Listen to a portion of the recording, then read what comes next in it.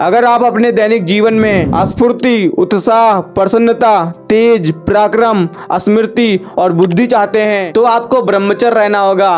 वीर धारणम ब्रह्मचार्यम, ब्रह्मचर्य ही जीवन है। आप कैसे भी परिस्थिति में रहते हैं आप ब्रह्मचर्य का पालन कर सकते हैं। उसके लिए आप इस पुस्तक को ले सकते हैं या फिर इसका पीडीएफ पढ़ सकते हैं। इस पुस्तक का फुल पीडीएफ का लिंक डिस्क्रिप्शन में भी है और पिन कमेंट में भी मैंने पिन कर दिया है, तो वहां से आप फटाफट जाओ डाउनलोड करो। पूज्य प्रेमानंद जी महाराज की पुस्तक ब्रह्मचर्य कब, क्यों और कैसे, इसमें टोटल 17 चैप्टर हैं, जिसमें से मैंने 4 चैप्टर का audio book summary already upload कर दिया है और अब 5वां चैप्टर का दूसरा पार्ट चल रहा है। तो आज इस वीडियो में 5वें चैप्टर का दूसरा पार्ट का समरी प्रोवाइड करने वाला हूँ। इस चैप्टर में प्रेमानंद जी महाराज ने बताया है कि हमें चक्षु स्नान और ऊषा पान कब करना चाहिए। प्रेमानंद जी महाराज की अगर इस पुस्तक में बताई गई बातों को आप पालन कर लेते हैं तो आप 100 साल से भी अधिक दिनों तक जी सकते हैं और आप कभी भी बुढ़े नहीं होंगे। और इसमें यह भी बताया गया है कि खाली पेट पानी पीने से कौन कौन सी बीमारियां नष्ट हो जाती हैं। तो सीधी बात नो बकवास, चलो इसका ऑडियो बुक समरी स्टार्ट करते हैं। Don't waste your time, Hari बोल।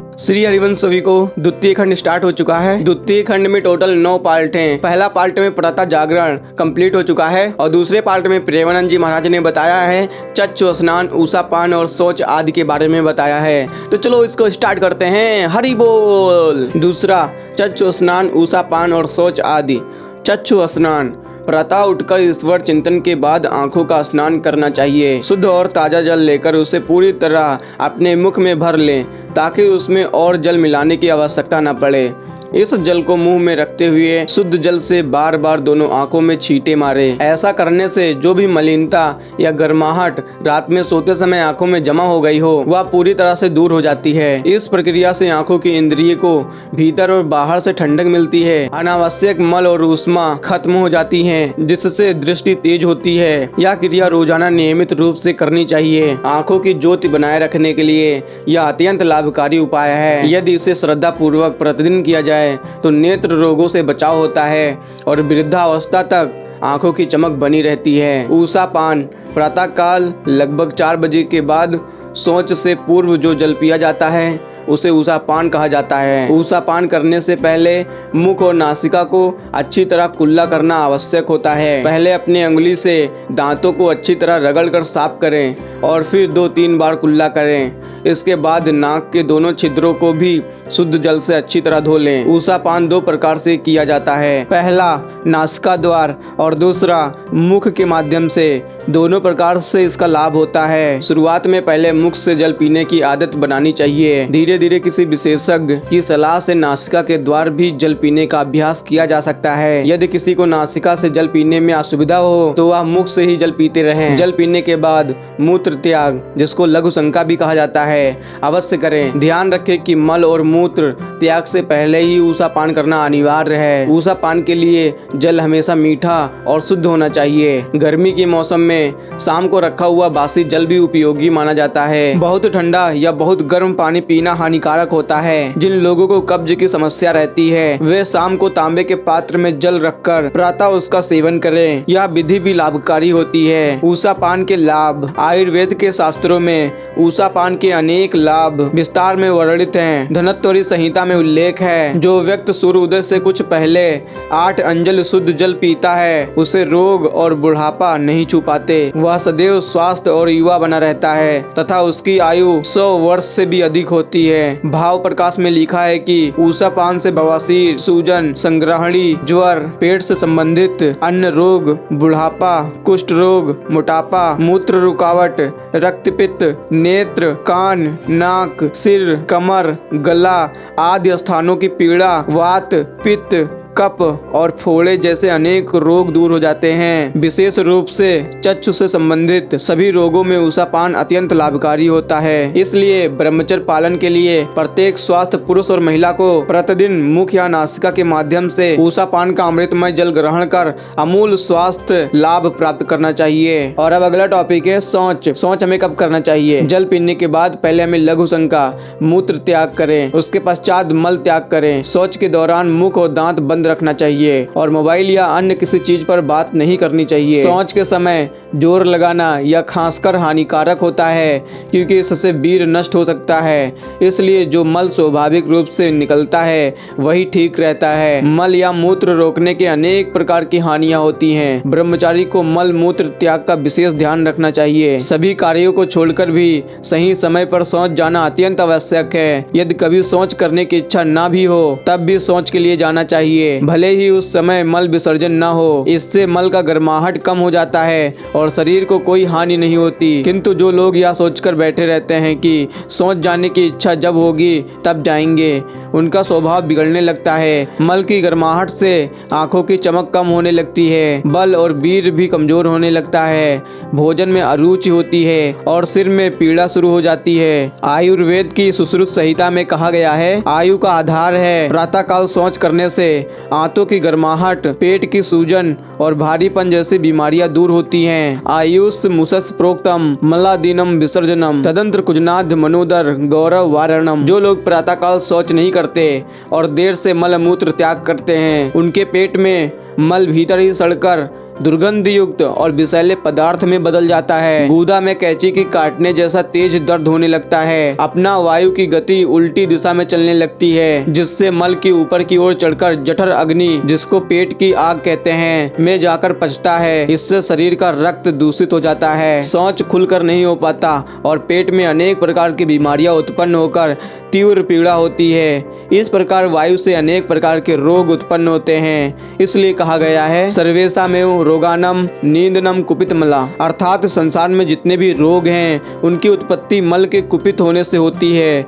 ऐसा मल जो बाहर निकलते समय इतनी भयंकर दुर्गंध फैलाता है कि लोग उससे दूर भागते हैं। वह भीतर पड़ा हुआ कभी सुगंधित कैसे हो सकता है? मल मूत्र रोकने वाला व्यक्ति कैसे सुखी और स्वस्थ रह सकता है, यह विचारने की आवश्यकता है। जो ब्रह्मचारी उपयुक्त बातों का ध्यान नहीं रखता और मल मूत्र के त्याग में आलस या प्रमाद करता है, वह अपने ब्रह्मचर्य को खो बैठता है। मल मूत्र की उष्णता से पूरे शरीर में गर्मी और विष फैल जाता है, जिससे इंद्रियां क्षुब्ध और चंचल हो उठती हैं। इंद्रियों में इस अस्वाभाविक चंचलता और उत्तेजना के कारण मनुष्य रोगी और कामी बन जाता है, जिससे वीर्य दूषित होकर अनेक अनर्थ और रोगों का सामना करना पड़ता है। समय पर मल मूत्र का त्याग करना और शौच की सफाई बनाए रखना दैनिक जीवन में स्फूर्ति, उत्साह, प्रसन्नता, तेज, पराक्रम, स्मृति, बुद्धि जैसे सद्गुणों की वृद्धि का कारण होता है। मल मूत्र की उष्णता और वीर्य का नाश अपने स्वास्थ्य पर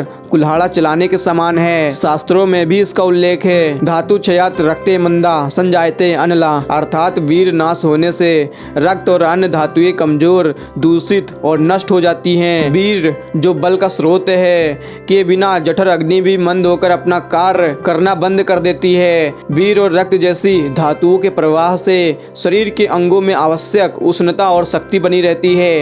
जब ये तत्व कमजोर हो जाते हैं तो शरीर के सभी कार्य प्रभावित हो जाते हैं। ठीक उसी प्रकार जैसे विद्युत की धारा बंद होने पर कारखाना बंद हो जाता है, जठर अग्नि का मंद होना और आंतों का दुर्बल पड़ना स्वाभाविक है। जब जठर अग्नि और आंतें सही तरह से काम नहीं करती तो मलावरोध या कब्ज जैसे समस्याएं अस्थायी रूप से ले लेती हैं, जो वीर्य नाश का मुख्य कारण बनती हैं। जिनके पेट में मल पड़ा रहता है उन्हें स्वप्न दोष जैसी समस्याएं भी होती हैं। इसलिए मल मूत्र और अपान वायु के वेगों को रोकना हानिकारक है, इससे कोई लाभ नहीं होता। न वेगान धारेत धीमान जाता न मूत्र पुरीसयो, अर्थात मल मूत्र अपान वायु जिसको पाद भी कहते हैं, छींक, डकार, जमाई आदि प्राकृतिक वेगों को किसी भी स्थिति में ब्रह्मचारी या किसी भी व्यक्ति को रोकना उचित नहीं है। महर्षि पतंजलि ने भी कहा है कि लोभ, शोक, भय, क्रोध, अभिमान, निर्जलता, ईर्ष्या, अतिराग और प्रधन की इच्छा जैसे वेगों को रोकना चाहिए, विशेषकर जब वे दूसरों को कष्ट पहुंचाएं। लेकिन शारीरिक वेगों जैसे मल मूत्र आदि को रोकना अति मूर्खता है और ब्रह्मचर्य के लिए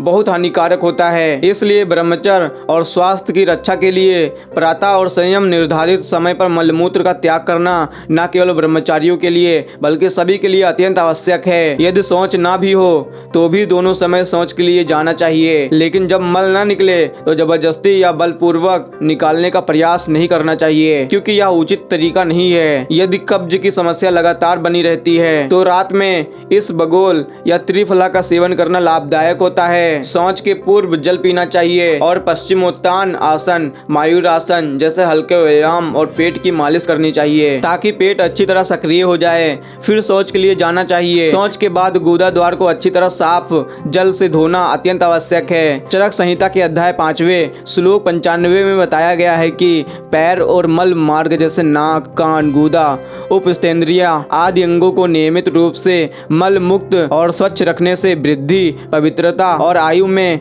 वृद्धि होती है। गुदा द्वार की स्वच्छता का सबसे बड़ा लाभ यह है कि इससे वीर की शीतलता मिलती है क्योंकि वीर वाहक नाड़ियां यहीं से होकर बाहर निकलती हैं। इससे ब्रह्मचर्य की रक्षा होती है और मूत्राशय, बवासीर सहित गुदा के अन्य रोग दूर रहते हैं। मल मूत्र का नियमित त्याग और शरीर के 12 प्रकार के मल की शुद्धि अत्यंत आवश्यक है। वसा जिसको चर्बी भी कहते हैं, वीर, रक्त, मज्जा, मूत्र, विष्ठा, नाक का मैल, कान का मैल, कफ, आंसू, आंख का मैल और पसीना ये सभी मनुष्य के बाह्य मल माने जाते हैं। इन्हें साफ रखने के लिए मनुस्मृति के अध्याय 5वें श्लोक 135-136 में बताया गया है कि मूत्रेंद्र जिसको मूत्र का मार्ग भी कहा जाता है को 1 बार साफ करना चाहिए, गुदा द्वार को 3 बार, बाएं हाथ को 10 बार और दोनों हाथों को 7 बार मिट्टी लगाकर स्वच्छ करना चाहिए। मूत्रेंद्र के सिरे पर जो छोटा छिद्र होता है उसके ऊपर प्रतिदिन कई बार ठंडे पानी की बहुत महीन धारा डालनी चाहिए। इसे 2-3 मिनट तक लगातार डालने से बहुत लाभ मिलता है। ठंडी जल की इस धारा से मूत्रेंद्र ठंडा रहता है जिससे संपूर्ण शरीर में भी शांति और ठंडक बनी रहती है। यदि मूत्रेंद्रिया में जलन या गर्मी हो जाती है तो इससे पूरे शरीर में उष्णता और अग्नि उत्पन्न हो जाती हैं जो वीर नाश का मुख्य कारण बनती हैं। इसलिए मूत्र त्याग के बाद जननेंद्रियों को ठंडा जल से धोना आवश्यक है। दिन में कई बार मूत्रेंद्रियों को स्नान करना अत्यंत लाभदायक होता है। प्राचीन समय में मूत्र त्याग के समय जल का पात्र साथ ले जाना इसी कारण से था क्योंकि मूत्रेंद्रिया की शुद्धि और स्नान वीर की रक्षा का गहरा रहस्य है। इससे स्वप्न दोष, प्रमेह जिसको शौच या मूत्र त्याग के समय वीर स्खलन भी कहा जाता है जैसे रोगों से राहत मिलती है। स्वप्न दोष में भी यह क्रिया अत्यंत फायदेमंद होती है क्योंकि यह मूत्रेंद्रिया की अनावश्यक जलन को समाप्त कर देती है। साबुन का प्रयोग, शौच के बाद हाथों को साबुन से अच्छी तरह धोना चाहिए। पुराने जमाने के लोग आज भी मिट्टी या रज से हाथ धोना पसंद करते हैं क्योंकि उनका मानना है कि मिट्टी में प्राकृतिक रूप से दुर्गंध दूर करने की अद्भुत क्षमता होती है। वे कहते हैं कि मिट्टी दुर्गंध को जितना दूर कर सकती है उतनी शक्ति किसी अन्य पदार्थ में नहीं होती। दंत रक्षा, ब्रह्मचारी के लिए प्रातः काल उठने के बाद चक्षु स्नान, ऊषापान और शौच के पश्चात शरीर के ऊपरी भाग की शुद्धि करनी चाहिए।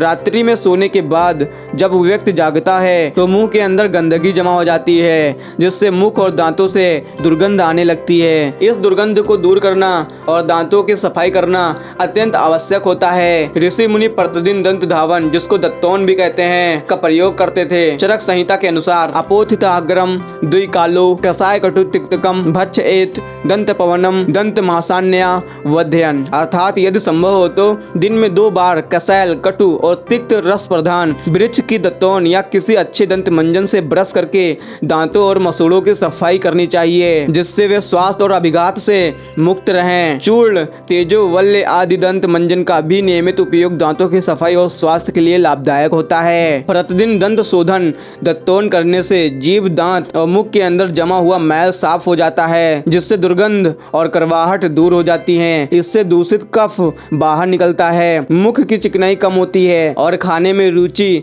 तथा मन में प्रसन्नता उत्पन्न होती है। दांतों की सफाई अत्यंत आवश्यक है क्योंकि मुख शरीर का वह अंग है जिससे भोजन पेट तक पहुंचता है और दांत भोजन को चबाकर पचाने लायक बनाते हैं। यदि संभव हो तो कट वृक्षों जैसे करंज, कनेर, मालती, अर्जुन, असन, विजयसार तथा इसके समान गुण वाले अन्य वृक्षों की दत्तौन का उपयोग किया जा सकता है। कड़वे वृक्षों में नीम, बबूल और कसैले वृक्षों में खैर तथा मधुर वृक्षों में महुआ की दत्तून श्रेष्ठ मानी जाती है। तो दूसरा पार्ट चक्षु स्नान तथा ऊषा पान यहीं पे समाप्त होता है। तीसरे पार्ट में हम स्नान के बारे में बात करेंगे। तीसरे पार्ट में प्रेमानंद जी महाराज ने क्या बताया है स्नान के बारे में उसके बारे में बात करेंगे। तो चलो मिलते हैं तीसरे पार्ट में। हरि बोल।